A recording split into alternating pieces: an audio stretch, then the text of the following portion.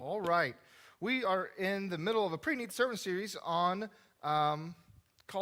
All In. And what we've been talking about for the past couple weeks is our mission statement here at First Christian Church.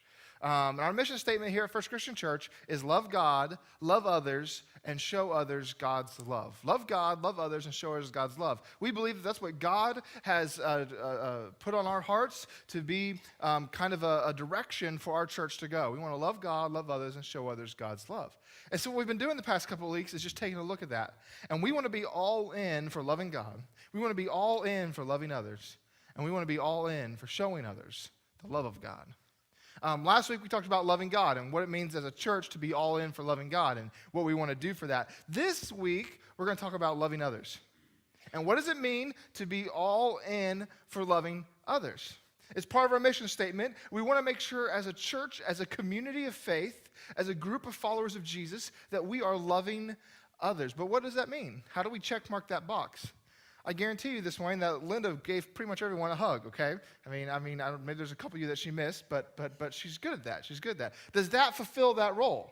Are we okay, we have Linda, we love others, check. We're going to move on to the next thing now. Or is there something maybe more? Not that that's bad, but is there something maybe more that we want to do when it comes to loving others?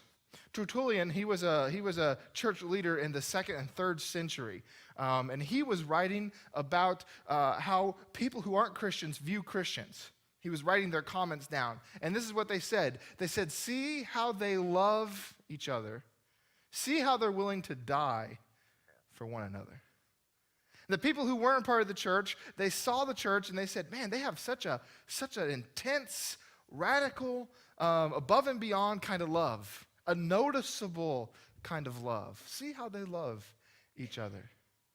We here at First Christian Church, we want to love others, and we want to have that intense, shocking, noticeable kind of love. That's the kind of love that we're searching for here at First Christian Church. As we go about this sermon, we're going to ask a series of questions. We don't want to leave anything too vague, and so we want to get more and more specific. So the first question we want to ask is we want to have a big kind of love, but the question is why? Why?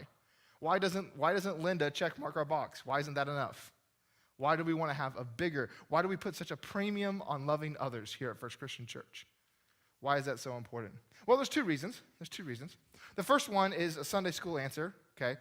It's not hard. If you were thinking back to when you were in Sunday school, and if I were to ask you, why should we love others? The answer is going to be, well, because God says so, because Jesus says so, because the Bible says so, okay? It's not a bad answer. It's not a bad answer at all. If you could imagine, which it's really kind of far out there, that, I'm sitting in my office and the President of the United States walks in. He looks at me and says, Cody, I need Tyler's phone number. I might, if I could recover my thoughts, ask him why. But if he said, well, it's a matter of national security, he can't tell you anymore. Okay, sure. I'm not gonna argue. I'm not gonna say no. Okay, sure. God has a position much, much higher than the president's. And God says, hey, you need to love each other. That's good enough. Right there, that's not a bad answer. But there's more than this, because for some of you, or people because God says so isn't a good enough reason.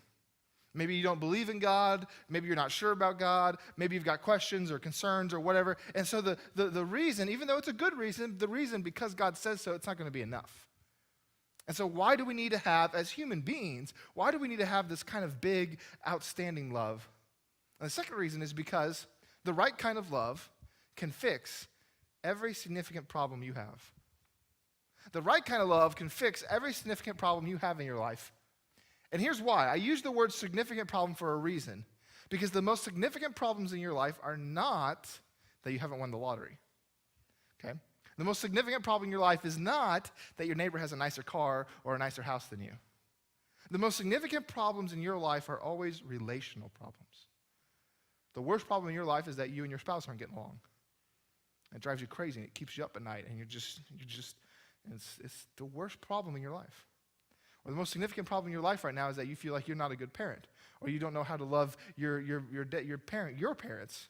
Or the most significant problem in your life is you don't know how to deal with your boss or your coworkers, or you're having a hard time, with your friends. Or every significant problem in your life is relational. Those are the most significant problems we encounter as human beings. They're relational problems. And so, The right kind of love has the potential to make your marriage better, to make you a better student, a better worker, a better boss, to make your friendship stronger, to make you a better parent, to make you a better child. The right kind of love has the potential to make the most significant problems of your life turn to one of the areas of the most significant joys. And so, beyond just the fact that God says so, which again, that's good enough, but maybe that's not enough for you, the right kind of love can fix every significant problem you have. So then the next natural question, well, Cody, what's the right kind of love? Okay?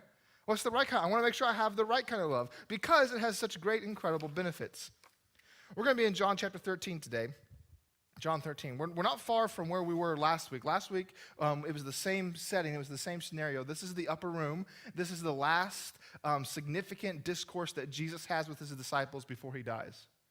Before the cross, this is the last major conversation that Jesus is going to have with his disciples. So what he says here is pretty important. We're going to be in John 13. We're going to start in verse 31 here this morning. John 13, 31. This is what it says. As soon as Judas left the room, Jesus said, "The time has come for the Son of Man to enter into his glory, and God will be glorified because of him. And since God receives glory because of the Son, he will soon give glory to the Son. Dear children, I will be with you only a little longer. And as I told the Jewish leaders, you will search for me, but you can't come where I am going. So now I am giving you a new commandment. Love each other. Just as I have loved you, you should love each other. Your love for one another will prove to the world that you are my disciples." Jesus here talks a lot about glory, and we're going to talk about that here in a second. But did you catch what the right kind of love is? Did you catch where he said, this is the right kind of love to have? It's Jesus love. It's Jesus love.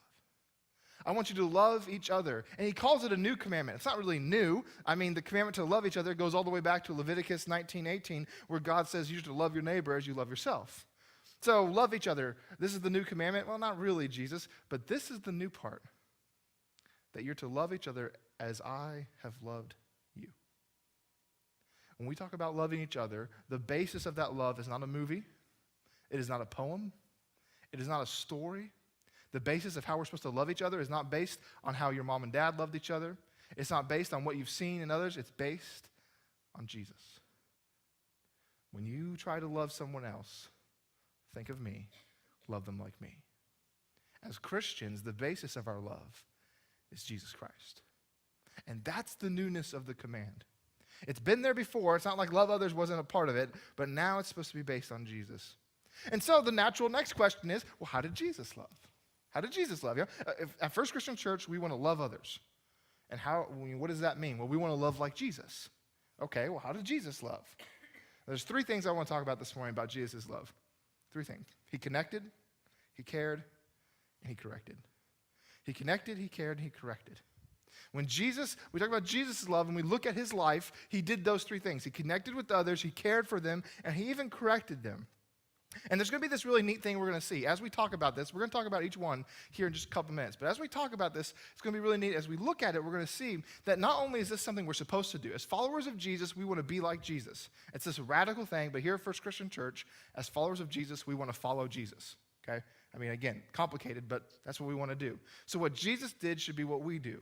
And when he loved others, he sought to connect, care, and correct them. But one of the things we're going to notice as we talk about that is not only are we supposed to do that for others, but we need to have it done for us too.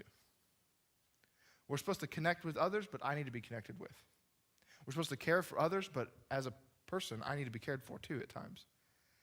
And we need to correct others, but I also need to be corrected. We're supposed to love like Jesus loved, but we need to be loved in return as well. And as we talk about this, we're going to discover something. We're going to discover this, that nobody connects with someone who isn't connected. Nobody cares about someone who isn't caring. And nobody corrects someone who isn't open to correction. We need to love like Jesus, and we need to be loved like Jesus. And we're going to talk about this here at the end, but I just want you to be thinking about this, that nobody connects with someone who isn't connected. Nobody cares about someone who isn't caring. And nobody corrects someone who isn't open to correction. Okay, we're going to get to that in a second. I just wanted to plant that seed. Jesus was a loving person. He loved by connecting, caring, and correcting. Connecting, let's talk about that for a second. When Jesus sought to love someone, he connected. He connected with others. I mean, this might be kind of shocking, but the disciples, okay? I really shouldn't have to say more than that. Jesus didn't accidentally get 12 people to follow him around for 2 years and listen to everything he did and eat, share meals with him and go around with him and do life together. That wasn't like an accident. It wasn't like Jesus went, oh, I kind of forgot you guys were here. You know, I mean, he intentionally found people to share his life with. He sought out connection. In John chapter 1, verses 35 and following, you can see the account where Jesus goes and he tells people, he goes to them and he asks them, come, follow me. Come, follow me. Not an accident, but intentional. The request to go follow a rabbi was really, really great, but not just, it wasn't a big deal just socially. It kind of elevated your social standing, but it was a big deal as far as the time commitment. Because when you followed a rabbi, you followed him around. You sat at his feet, you listened to him, you watched what he did, you went with him wherever he went. It was a big deal. You connected with him. And the idea was through your connection with the rabbi, you would grow yourself. Jesus intentionally sought out to connect to others. And why? Because he knew he was going to need to lean on them. Mark chapter 14, in the later part of that chapter, Jesus is at the Garden of Gethsemane. And there at the garden, this is the last moment really of peace that Jesus is going to experience before he gets arrested, before he goes on trial, and before he's crucified. And in this moment, really one of the darkest times in Jesus' life, he gets his disciples together. And he goes to be by himself with them. He goes to be just with his disciples. And he says, my soul is crushed with grief and sorrow. Will you stay here with me while I pray? If there was ever anybody in the history of the world, if there was ever anybody who could have Lone Rangered life, it was Jesus. And Jesus needed to connect to others. That when he was at his lowest, he didn't say, I'm Jesus, I got this. But he went and got the people that he had connected with, and he went to be with them. In this life, you're going to have times where the brokenness of the world falls on your shoulders. And maybe it's you lose your job. Maybe it's you and your wife, you and your husband are having a hard time. Maybe it's you and your kids aren't getting along. Maybe it's something to do with your financials. Maybe it's something to do with your faith. Maybe it's something to do with your morality, what you've been doing with your life. I don't know, but there are going to be times in your life where the brokenness of this world is on your shoulders.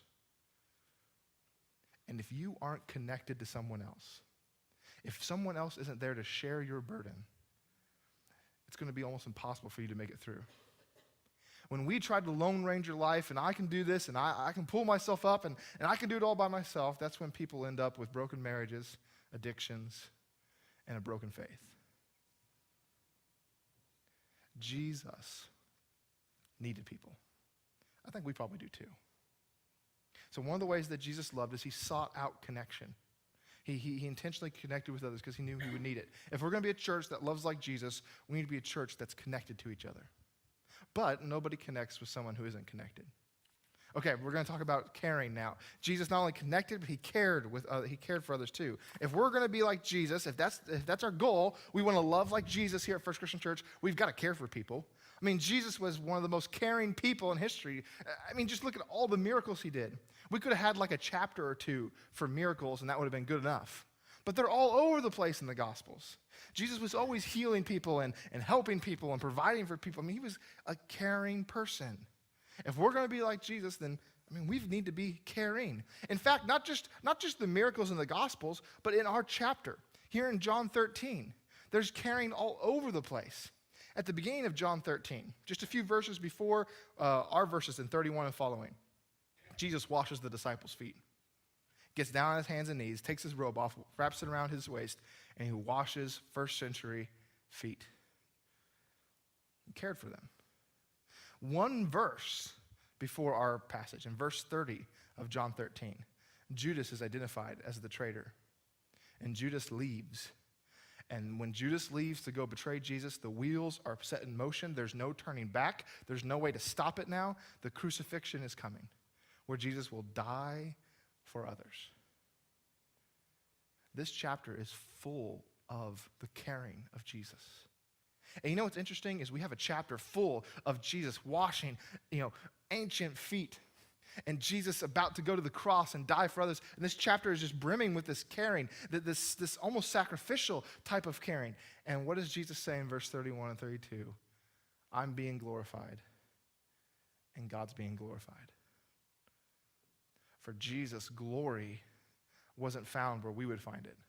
When we think of glory, we think of like a white war horse, with gold-plated armor, or we think of a guy making a one-handed catch in the end zone to win the game, and that's glory. That's glory.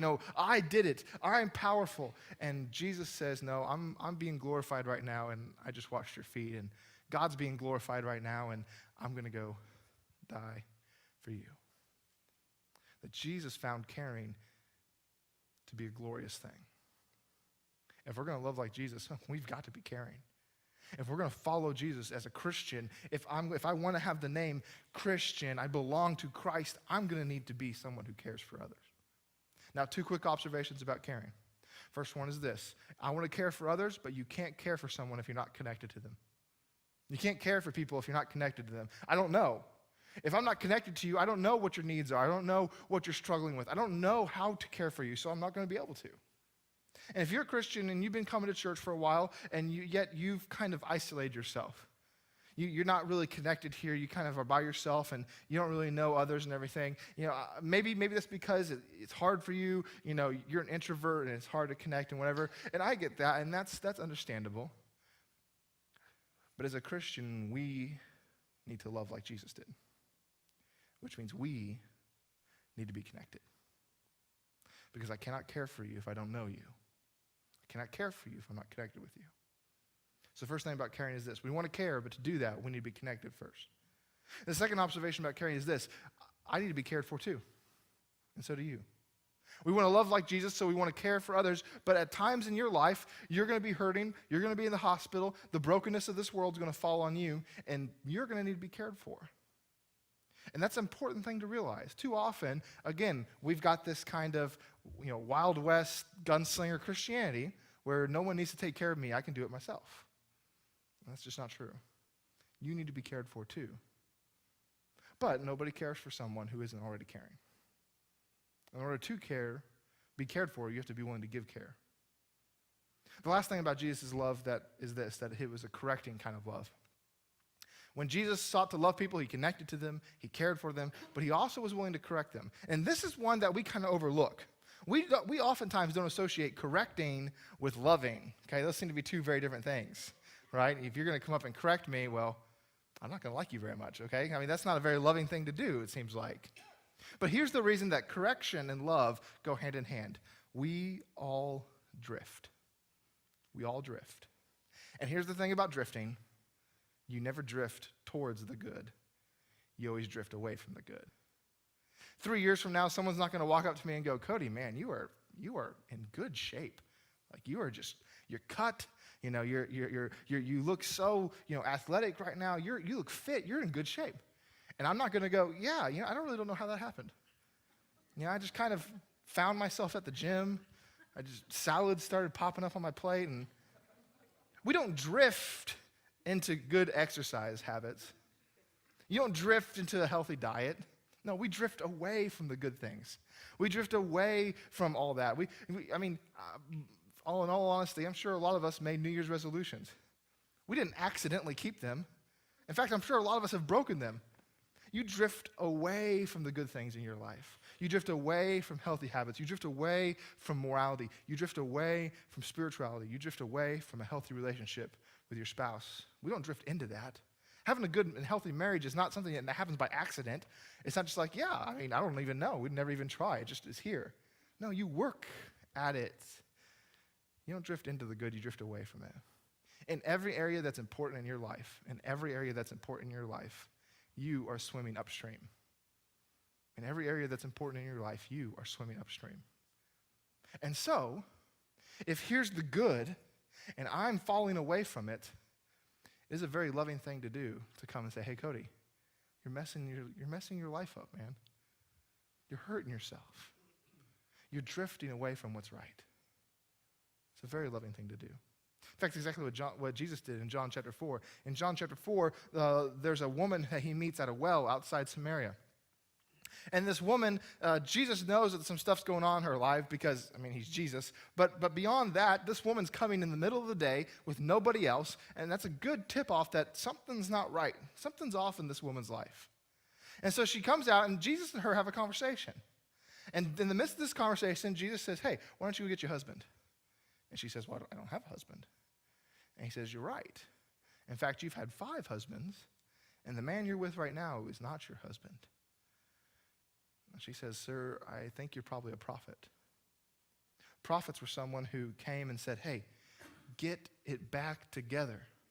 You've drifted from the good. Here's what's right. Here's what's good. Here's God's will for your life. Here's what's healthy for you. Here's the right thing to do, and you've drifted from it. Now get back on track.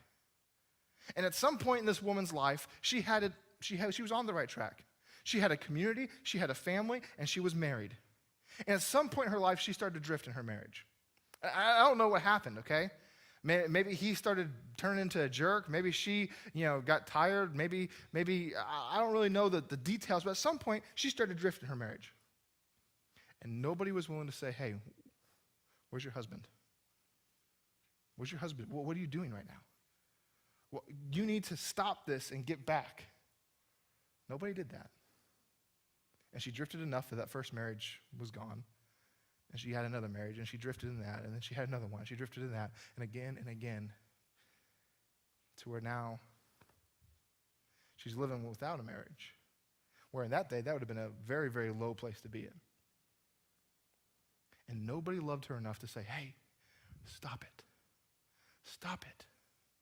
Here's what's good for you, and you're all the way over here now. Get back on the path. See, correcting is a very, very loving thing to do. And the reason that it's so important is that when you start to drift in one area of your life, you will start to drift in other areas too. Our lives are not boxes that are segmented and isolated. When we start to let ourselves go here, it's easy to happen over here. Whenever you talk to someone who used to come to church and used to follow Jesus and they don't anymore, they didn't wake up one morning and go, yeah, Jesus, I'm done with that. Right? That's not the way it works. That's not the way it works. Usually the story goes like this. Well, I met a girl. And it wasn't like I met the girl and then I stopped being a Christian, the next day. It was I met a girl and I started to drift just a little bit on what I know to be right thing to do in a relationship. I started to drift in how I know I'm supposed to treat women, how I know I'm supposed to act sexually. I started to drift. And it wasn't the next day. I still believed in God. I still loved Jesus, and I was still following him. And it wasn't the next day I was gone. It was a few months. It was a few years later, and now I'm not a Christian anymore. Maybe it was I started to drift on being at church. And I still love God, and I still love Jesus, and I'm still committed to him. And it's not like I just abandoned God, but I just started to drift on being at church. And then I started to drift on reading my Bible, and I started to drift on my prayer life, and I started to drift. And it wasn't the next day, but it was months and maybe a few years later, and now I'm not really a Christian. When we start to drift in one area, it opens the door to drift in a lot. And that's why it's the loving thing to do what Jesus did, and to get next to someone and say, hey, where is your husband? You need to get back on the path. Now, just like all the other ones, connecting and caring, when it comes to correcting, it's very, very important, probably even more important than the other ones, to realize this: I need correction too. Correcting is a very loving thing to do, but if we do it in abundance, it becomes judgmental. It becomes critical. It becomes arrogant. And the thing that helps stop that is to realize I drift too. I drift too. I have areas in my life that here's the good thing for me to do as Cody Graves in Baxter Springs. Here's the good thing for me. And I drift. And I need correcting too. And you need correcting too. And so as we go about this, it's a very loving thing to do, to hold each other accountable. But we have to remember, I'm going to need the accountability too. But nobody gets corrected, who isn't open to correction. So, just to wrap up, we've kind of went through a series of questions, and we've been asking, ultimately, what we're trying to get at is, at FCC, we want to love others. So how do we do that? How do we do that? And we've talked about different things. At FCC, we want to love others. That means we want to love like Jesus. He's the goal. We want to be like Jesus, and he's the example. So what does that mean? Well, we want to connect with others, we want to care for others, and we even want to hold each other accountable so that we can love like Jesus did. And so the final question we have to ask ourselves here today is this: how are we going to do that? How are we going to do that? We've got the plan. We want to love each other, so we want to connect, and we want to care, and we want to keep each other on the path to Jesus. But how do we do that? And our answer here at First Christian Church is through community groups. Through community groups.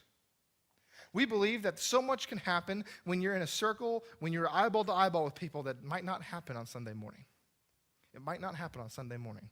We want you to be connected, we want you to be cared for, and we want you to be in a group that will keep you accountable when it comes to Jesus Christ. And we believe community groups, that's the way that can happen. See, here's the thing. Nobody connects with someone who isn't connected. Nobody cares for someone who isn't caring, and nobody corrects someone who isn't open to correction. What that means is you have to be in a situation where you can connect in order to get connected with. It's not just going to fall out of the sky. You're not going to be sitting here one day and all of a sudden you're going to meet a lifelong friend. I mean, just walk up and someone's going to say, hey, me and you, we're going to be friends for 50 years. That's not going to happen. You have to be in a situation where connection can happen, where caring can happen, and where correction can happen. And we believe small groups create that environment. Ultimately, any spiritual growth happens because of the Holy Spirit. Ultimately, any spiritual growth happens because of God's work in our life. But we believe that a small group is an environment in which you can be cared for, you can be connected with, and you can even be held accountable so that we can follow Jesus. If you're searching for connection in your life, right out here on these tables, there's a sign-up sheet to be in a small group for next year. Go sign up. In a small group, you're with people who are searching for connection. You're with people who are open to the idea of connection. You're automatically plugged in. It's an automatic group where you can connect with other people who love Jesus. It's an incredible thing. If you are someone who is looking for a group that will care, sign up for a small group. It's an automatic way for you to hear the needs of others, for you to hear the burdens of others, and for you to offer your caring for them. And vice versa, when you're struggling and when the brokenness of this world is on your shoulders, you have a group that you can say, hey guys, this is what's going on, and they'll be there for you. It's an easy, automatic way to connect and care. And if you want to follow Jesus, that means you're going to drift and you need to be held accountable. It's the way it is. We just need to admit it to ourselves. I'm going to need to be corrected at times. And so I want to be a part of a small group because they're going to be able to see when I start to drift. Here's the thing about drifting. The drift always begins within. The drift always begins within. And none of you see that on Sunday morning because in a row, nobody knows. In a row, nobody knows. And here's what I mean. I could have a terrible morning and nobody here will know that. How often have you been in the situation where you are at your wit's end because, you've told your kids 1,000 times that you're about to leave for church and they're not ready yet and you're scrambling to put stuff on and you're literally shoving children into a vehicle and you're driving and then someone says, I don't have my shoes and, or I'm missing, my belt or you're so frustrated and you're out there, oh, I just can't believe it and you guys are making me sick and we're going to church and why didn't you get ready? We do this every week. This is not a surprise. You get here and you're pulling kids out and there's your child without his shoes and you're just like, well, you're going to have to tough it up. And you're walking across the parking lot and you're trying to get them to behave and you're trying to get them to calm down and you're trying to get them to quiet down because we're going to church and you walk in the doors and someone says, hey, how you doing today? And you go, great. Oh, I'm doing great. Things are great. Life's good. Thank you. How are you doing? Because nobody knows in a row. And if I want to, I can do that every Sunday, and everyone will think Cody Graves' life is perfect. But when you get in a circle, and we get eyeball to eyeball with somebody, they know. They know something's up. They know when you're drifting. And so we want to follow Jesus, and we want to take that seriously. It's not just a tagline or something. We want to take seriously the command to follow Jesus. And if you want to do that too, I cannot encourage you enough to get in a small group where people will see you and they'll know when something's not right. The drift begins within. So get to a place where people can tell. And they can say, hey, what's going on? Hey, why aren't you loving Jesus? Or what's happening in your life, and what can we do to help you? Here at First Christian Church, we want to love others. And we want to love others like Jesus did. And we believe that community groups is an incredible environment in which that can happen. I'm going to end by saying this real quick. God used someone in your life to shape and possibly rescue your faith. Now, notice I said someone and not something. God didn't use you winning the lottery. God didn't use you, going on The Price is Right and getting a new car or whatever. God didn't use a thing to shape and save your faith. If you think about it, if you were to sit here this morning and I were to say, what is the most significant event in your life, just like Lori did, we would come up with people. Someone. God used someone to shape your faith and maybe even rescue your faith. And so, here at First Christian Church, we want to be a church where someone is always involved in your life and where you are always involved in someone's life. You have an opportunity not only to continue to let your faith be grown and shaped by someone else, but you have an opportunity to be someone that can shape and save someone else's life. Each one of these messages we're ending with a little bit of a pledge of sorts. What we do with these pledges that we've been doing the last few weeks, if you haven't been here, is I will read the pledge, and when we get to the section that says all in, we say that together. So I'll read the sentence, and when we get to all in, we'll say that together. Here's the first one. Here's the first pledge for this week. Here at First Christian Church, when it comes to loving others, we are all in. Here at First Christian Church, this is the second one, when it comes to connecting, caring, and correcting each other, we are all in. And the final one, it's a little different, watch out for the all in, is this. Here at First Christian Church, I am all in for creating a community where we are involved in each other's lives, because that is the only way that we know how to love like Jesus. Would you pray for me? God, we love you. And we just pray right now that we can be a church that loves others. That we can be a church where people look at it and they say, man, they love each other up there. They love each other in there. And I want to be a part of that. And God, I pray that as we seek to love one another, that God, that we can do it in such a way that encourages, that cares for, that connects with, and that even corrects. God, we love you. And we want to follow the example of Jesus. And Jesus was someone who did each and every one of those things. And so, God, as we seek to grow closer together, help us to put off our inhibitions. Maybe we're a little worried about getting close to someone. Maybe we're worried that they'll see who we are, they'll see what's going on. God, that is Satan trying to keep us apart.